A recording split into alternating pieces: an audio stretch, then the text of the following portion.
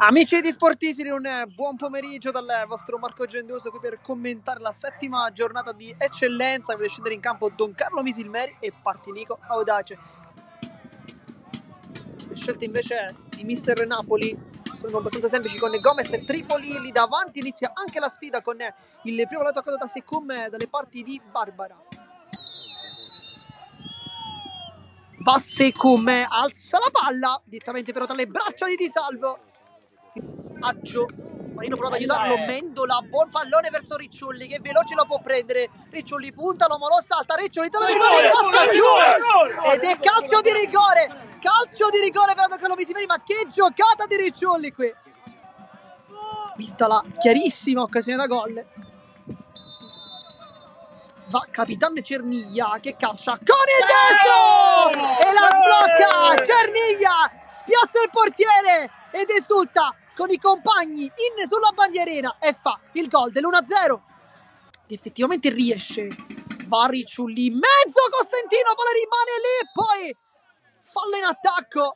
Tale Cosentino, rimane invece giù Romano, ma anche la Vardera, cross dentro, deviazione! E poi il gol! E l'esultanza di Luigi Mendola, lo dicevamo, non aveva toccato tanti palloni, non era riuscito ancora a sbloccarsi in campionato e lo fa adesso quasi per smentirci ed è 2-0.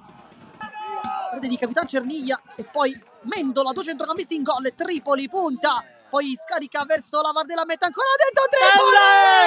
E questo è un gol bellissimo perché segue il movimento e fa il tris. 3-0, gol meraviglioso con un'azione corale di squadra. Miceli non la tocca, anzi la tocca sì, Pulizzi, ma male. Poi la giocata di Ricciolli sulla velocità più veloce, lo salta Ricciolli, attacca la porta, poi cambia con l'esterno per Radugia che può calciare, la controlla male, poi calcia! E poi direttamente tra le braccia del portiere. Ma che giocata di Ricciolli qui, che poteva attaccare la porta ma ha deciso di servire il compagno con questo esterno incredibile. Cerniglia sul punto di battuta, va col mancino e palla che esce non di molto. Una buonissima conclusione.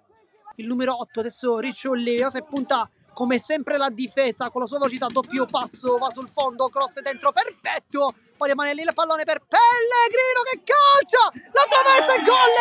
Come l'ha presa Pellegrino da quinto a quinto. Ancora una volta azione superlativa del Seto Ricciolli e poi Pellegrino realizza ancora una volta il gol, questa volta del poker.